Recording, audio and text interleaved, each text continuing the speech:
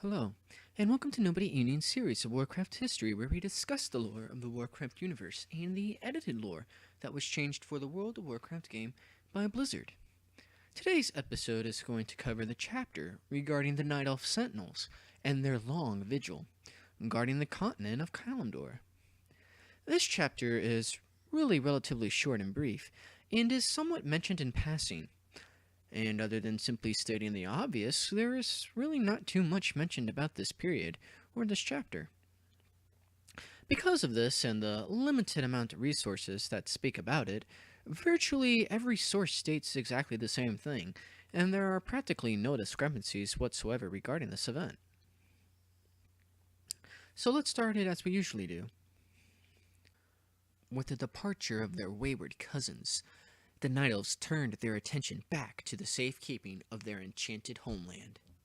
The Druids, sensing that their time of hibernation was drawing near, prepared to sleep and leave their loved ones and families behind. Tyrande, who had become the High Priestess of Elune, asked her love, Malfurion, not to leave her for Ursula's emerald dream. But Malfurion, honor-bound to enter the changing dreamways, bid the priestess farewell and swore that they would never be apart so long as they held true to their love. Left alone to protect Kalimdor from the dangers of the New World, Tyrande assembled a powerful fighting force from amongst her Night Elf sisters, the fearless, highly trained warrior women who pledged themselves to Kalimdor's defense became known as the Sentinels.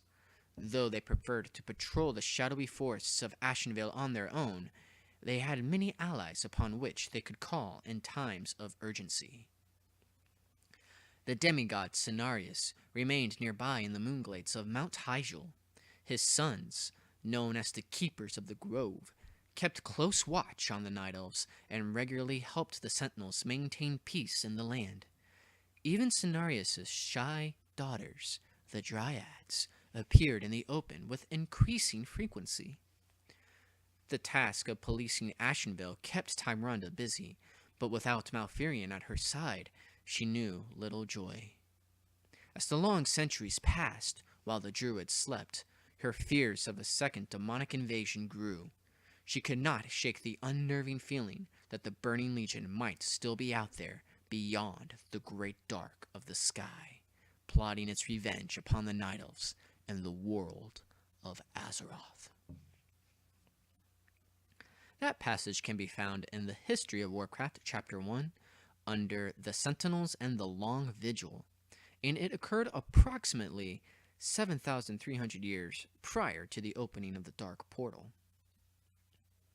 This next passage can be found in the Warcraft RPG, page 23, under Seclusion of the Night Elves.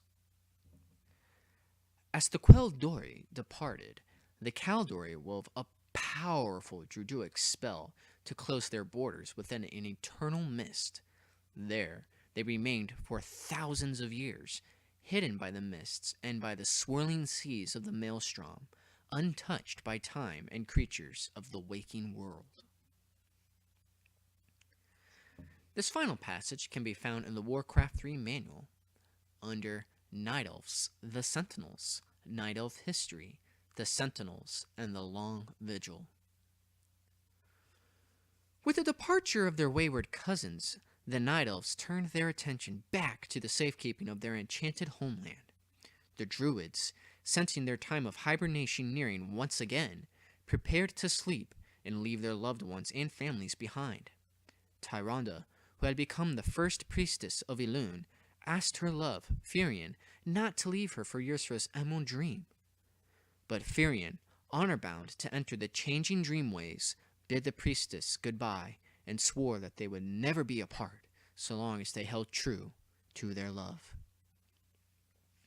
Tyrande, left alone to protect Kalimdor from the dangers of the New World, assembled a powerful fighting force from amongst her Night Elf sisters, the fearless, highly trained warrior women who pledged themselves to Kalimdor's defense became known as the Sentinels.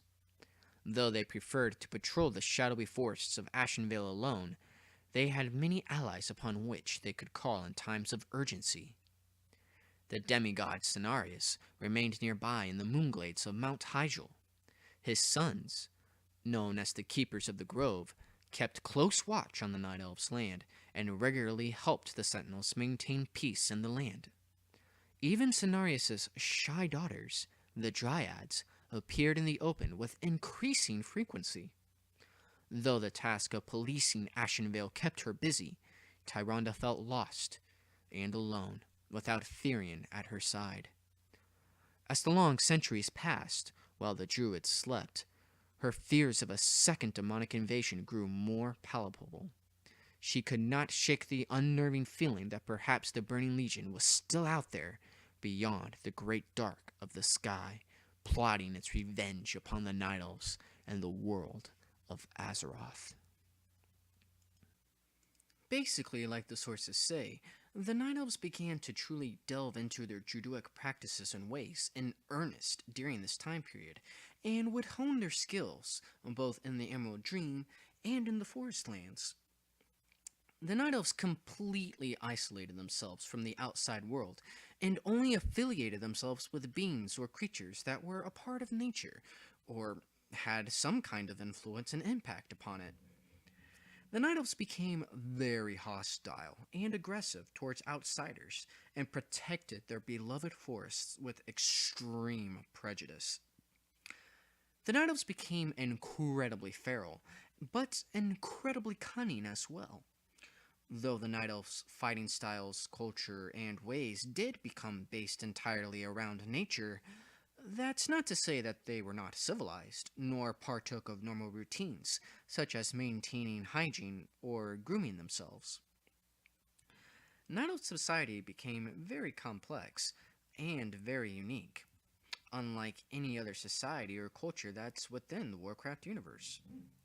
While they had become wild and fierce, they also became very cruel warriors, outright exterminating all threats that they deemed necessary. Their wardens, for example, would imprison any who broke their laws, and would delve into various torments and tortures on those who used arcane magics, gaining a fierce and terrible reputation. In the RTS game, Warcraft 3 Reign of Chaos, one could argue the Night Elves literally hated the other races, who dared to enter their sacred forest realm, and they went out of their way to kill the intruders with detestation. The Night Elves, however, still did enjoy the comforts of civilized people. Their culture does reflect this. Night Elves would wear a unique combination of metals and fur, with leather and silk, all woven together and combined into a new type of attire. The Night Elves would fashion new pelts, craft unique buildings woven in with the trees and forest, following along the stem and branches rather than destroying them, and they would build their true buildings in open areas, such as by the ocean or a lake where no deforestation would occur. They also created new and unique weapons and armor, emphasizing their beliefs and ways, having engravings and carvings of the crescent moon and forests within them. The Night Elves would create a number of military orders to protect their forests and guard the Druids, and founded a number of fighting styles and fighting techniques as well. The Night Elves became masterful tacticians, and found with their new forest allies they had become an incredibly powerful military force. The Night Elves created a number of strategies that involved various tactics, all depending on circumstances, ranging from hit-and-run guerrilla warfare with the Huntresses, raids and cavalry charges with their flesh-eating night sabers with the Sentinels, or outright open warfare with their various forest allies, such as the Rock Giants or Owlkins.